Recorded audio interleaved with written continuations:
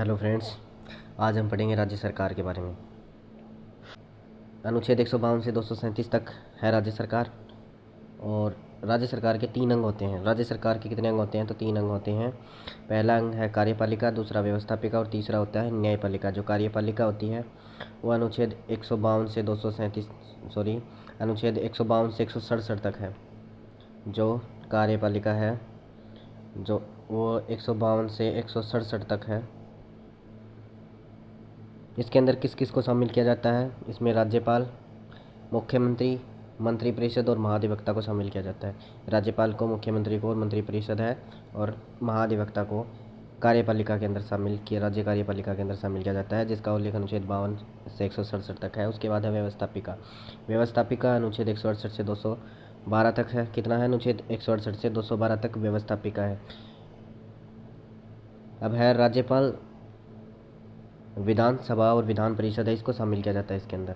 राज्यपाल, विधानसभा और विधान परिषद को क्या किया जाता है? इसमें शामिल किया जाता है अनुच्छेद 168 से 212 तक इसका उल्लेख है संविधान के अंदर। फिर है न्यायपालिका। न्यायपालिका 214 से 237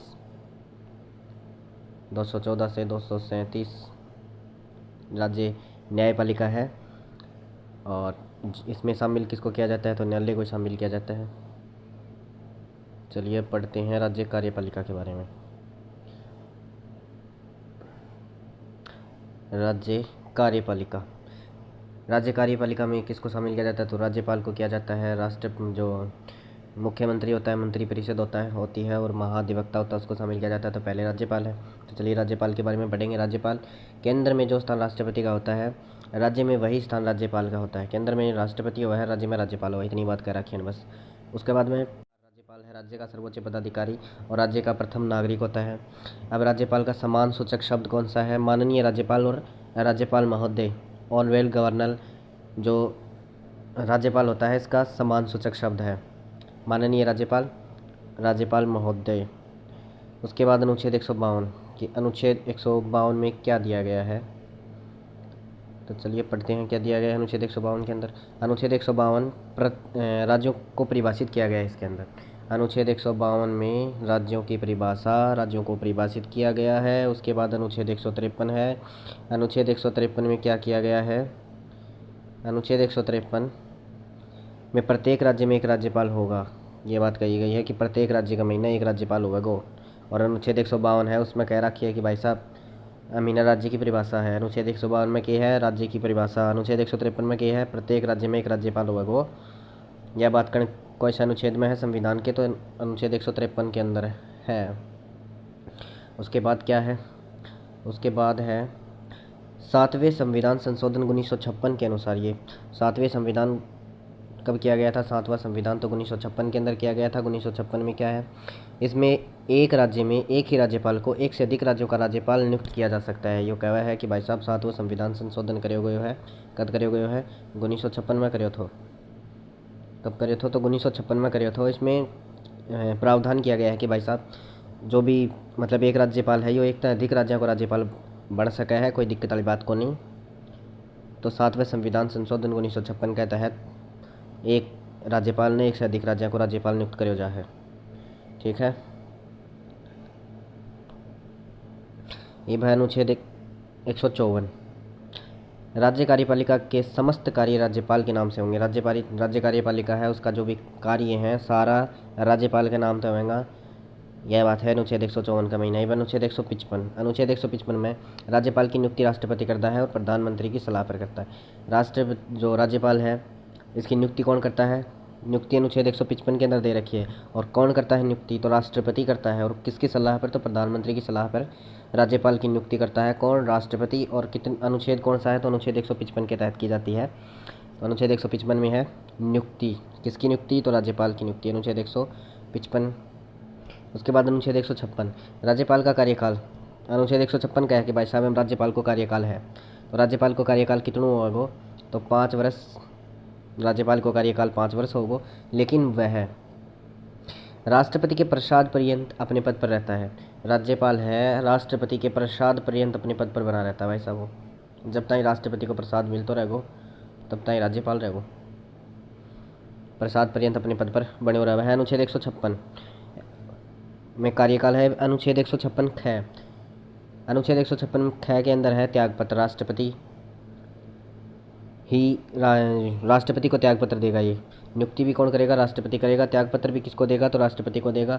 नियुक्ति अनुच्छेद 155 के तहत करता है राष्ट्रपति, और प्रधानमंत्री की सलाह पर करता है।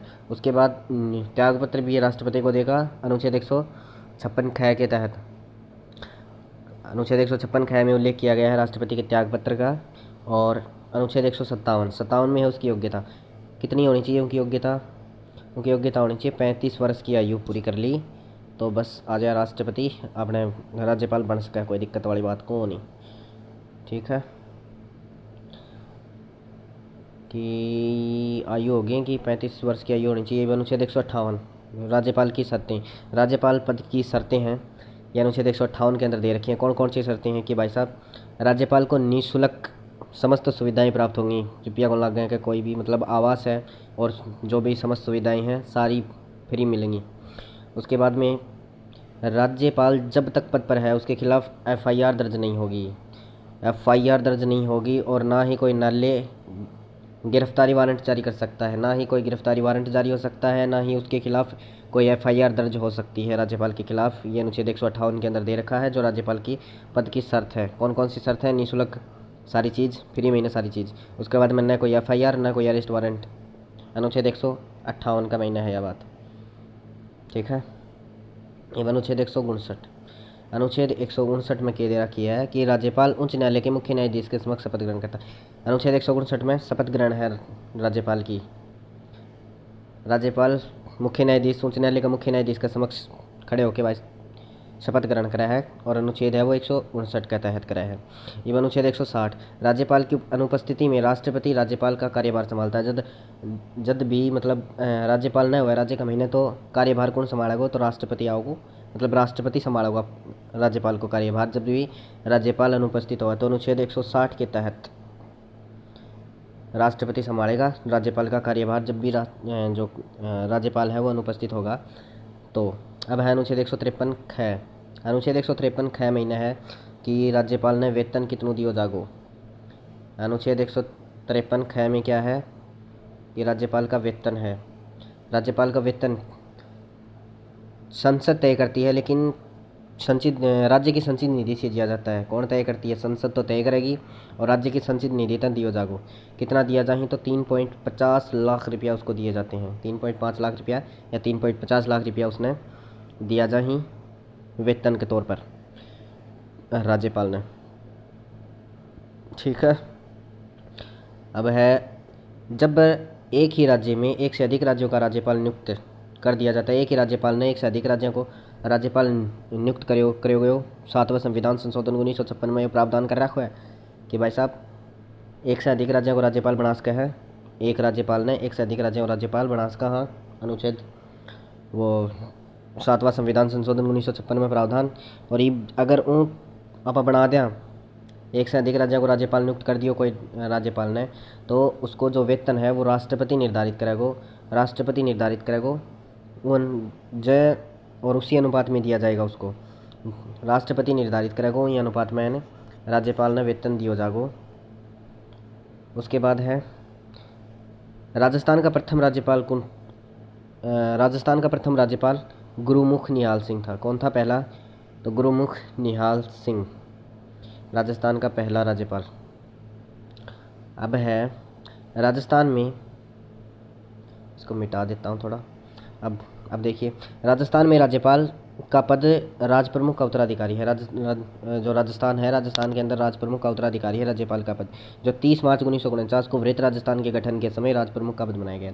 30 मार्च 1949 जब राजस्थान एकीकरण चल रहा था, उस टाइम वृहत राजस्थान को गठन करे जा रहे थे। 30 मार्च 1949 ने वो दिन बनाए थे राज प्रमुख को पद बनाए थे। कब थी? तो 30 मार्च 1949।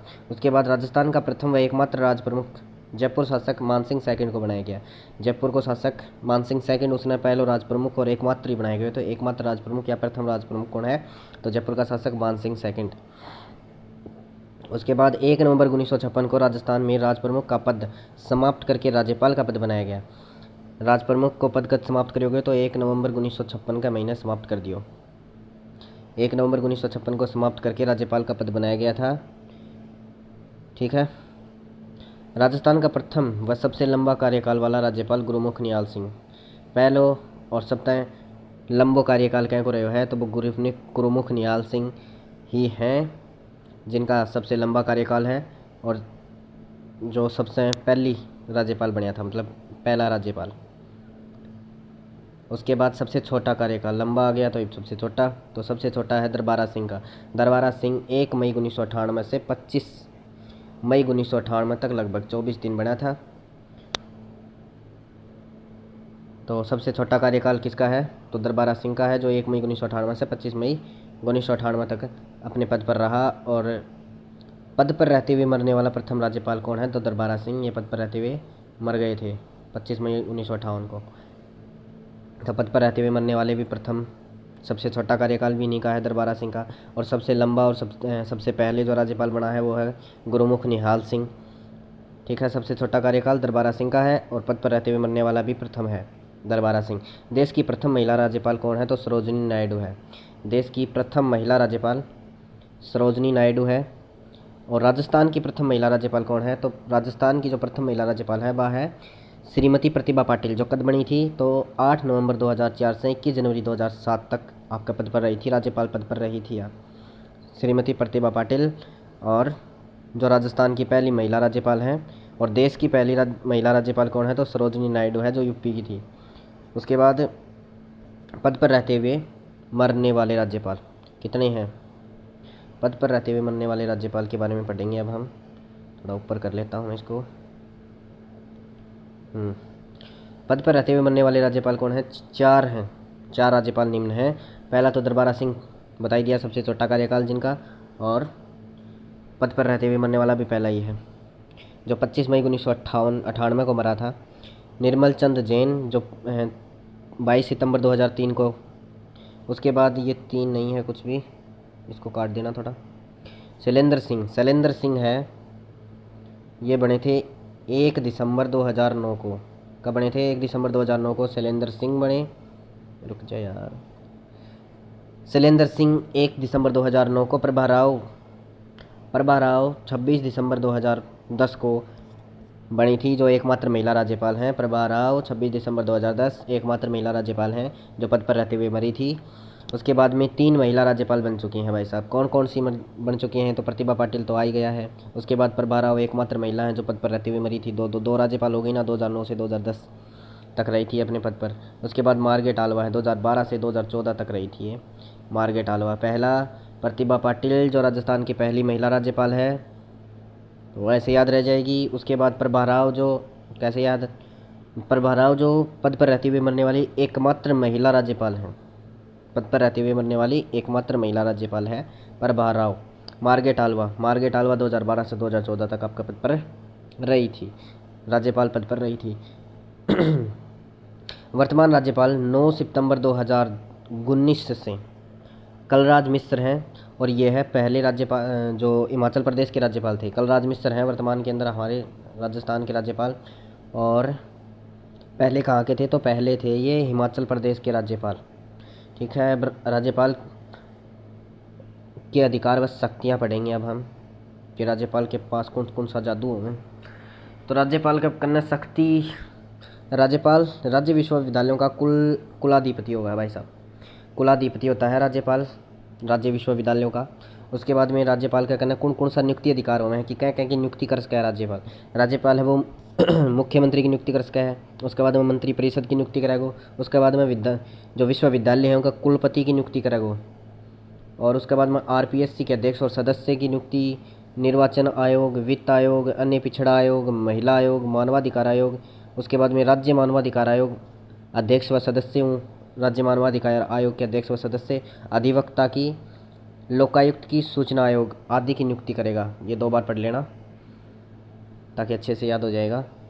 चलो एक बार फिर से पढ़ लेते हैं हम, कि मुख्यमंत्री की नियुक्ति करेगा, फिर उसके बाद मंत्री परिषद की, फिर विश्वविद्यालय के कुलपति की, उसके बाद RPSC के अध्यक्ष व सदस्य की नियुक्ति करेगा। निर्वाचन आयोग, वित्त आयोग, अन्य पिछड़ा आयोग और महिला आयोग ये तो आयोग आयोग आयोग लगातार ही आ गए ना, निर्वाचन आयोग, वित्त आयोग, जो अन्य पिछड़ा आयोग, उसके बाद महिला आयोग, मानवाधिकार आयोग, उसके बाद राज्य मानवाधिकार आयोग के अध्यक्ष व सदस्य हैं। उसके बाद अधिवक्ता, लोकायुक्त, सूचना आयोग, और इनकी अध्यक्ष व सदस्यों की नियुक्ति करता है राज्यपाल। इसके इतना की नियुक्ति करने का अधिकार है राज्यपाल के पास। उसके बाद में इसके पास स्वैच्छिक शक्ति होती है। स्वैच्छिक शक्ति क्या है इसकी? स्वैच्छिक शक्ति उच्च न्यायालय के मुख्य न्यायाधीश की नियुक्ति में राष्ट्रपति को सलाह देना। जो जब राष्ट्रपति है, ये उच्च न्यायालय का मुख्य न्यायाधीश, उच्च न्यायालय खड़ा होगा, मतलब राज्य का महीना जो न्यायालय है वो उच्च न्यायालय है। उच्च न्यायालय का न्यायाधीश की जब भी नियुक्ति कराएगा तो राष्ट्रपति कराएगा नियुक्ति, तो राज्यपाल की, सॉरी, राज्यपाल की भी, उच्च न्यायालय का मुख्य न्यायाधीश की भी, तो उन सलाह देश का है। स्वैच्छिक शक्ति है या कि उच्च न्यायालय का मुख्य न्यायाधीश की जब राष्ट्रपति नियुक्ति कराएगा तो राज्यपाल है वो चाहे तो उन सलाह देश का है कि भाई साहब की करिए। उसके बाद में क्या है? उसके बाद में अनुच्छेद 174 है। अनुच्छेद 174 में कौन सी शक्ति दे रखी है? अनुच्छेद 170 में है विधानमंडल के सत्र आउट करना और सत्र अवसान करना, सत्र बुलावन की और सत्र खत्म करने की शक्ति है। यह है अनुच्छेद 174 का महीना कि है विधानमंडल का सत्र बुलाओगे और सत्र खत्म कर देगा, वापस भेज देगा। ठीक है, अनुच्छेद 174 का तहत करेगा यहाँ काम। अनुच्छेद 175 विधानमंडल के सत्र को संबोधित करना, जो सत्र बुलाओगे उन्हें संबोधित भी कर सका है। यह अनुच्छेद 175 का महीना है उनकी शक्ति। उसके बाद में अनुच्छेद 161 है। अनुच्छेद 161 में क्या देखा है? उसकी क्षमादान की शक्ति। क्षमादान की शक्ति कौन से अनुच्छेद में है? अनुच्छेद 161 के अंदर है। क्या शक्ति है? राज्यपाल उच्च न्यायालय द्वारा दिए गए दंड को कम कर सकता है। उच्च न्यायालय द्वारा दिए गए दंड को कम कर सकता है, लेकिन माफ़ नहीं कर सकता है। कम कर सका है, माफ़ कौन कर सका है? सिर्फ उच्च न्यायालय को। सर्वोच्च न्यायालय, उच्चतम न्यायालय के पास कुछ नहीं करेगा ये केवल उच्च न्यायालय का जो उच्च न्यायालय है उसने कोई भी मान लो दंड दिया है तो उसको कम करवा सकता है, माफ़ तो बिल्कुल भी नहीं करवा सकता ये। उसके बाद में राज्यपाल सेना न्यायालय द्वारा दिए गए दंड और मृत्यु दंड को कम नहीं करवा सकता है। ना ही तो सेना न्यायालय द्वारा दिया गया दंड है उसको ना तो कम करवा सकता है ना माफ़ करवा सकता है, कुछ भी नहीं करवा सकता सेना न्यायालय। और जो मृत्यु दंड है उसको कम नहीं करवा सकता है। और केवल ये उच्च न्यायालय का जो मतलब उच्च न्यायालय में जो दंड दिया गया है उसको कम करवा सकता है। नहीं का तेरा 4 डंडा पड़ेगा तो 2 की छूट करवा सके, 2 तो खाना ही पड़ेगा। ठीक है, और जो सेना मारेगी 4 मारेगी तो 4 ही मारेगी। राज्यपाल इसके बीच में कोई टीम कम बत्ती करवा सके, कम कौन करवा सके, सेना मारेगी तो मारेगी वाह। उसके बाद में है मृत्युदंड। मृत्युदंड भी पूरा ही दियो जागो एक साथ गई, कम बत्ती वो भी को नहीं हुआ। उसके बाद में अन्य शक्तियाँ। अनुच्छेद 175। अनुच्छेद 175 में विधानमंडल की संयुक्त बैठक बुलवाना। अनुच्छेद 175 में क्या है? विधानमंडल की संयुक्त बैठक बुलाना। और अनुच्छेद 175 में ऊपर भी पढ़ा था हमने, कुछ था, सत्र को संबोधित करना। सत्र को संबोधित करना अनुच्छेद 175 में है विधानमंडल की संयुक्त बैठक बुलवाना और उसको संबोधित करना, सत्र को संबोधित करना। फिर अनुच्छेद 176 राज्यपाल के अभिभाषण की शक्ति। राज्यपाल के अभिभाषण की शक्ति क्या है? यह अनुच्छेद 176 का महीना है। अनुच्छेद 200 का महीना क्या है कि कोई विधेयक राज्यपाल के हस्ताक्षर के बाद ही हस्ताक्षर के बाद ही कानून नहीं बनता है। ये क्या लिख दिया?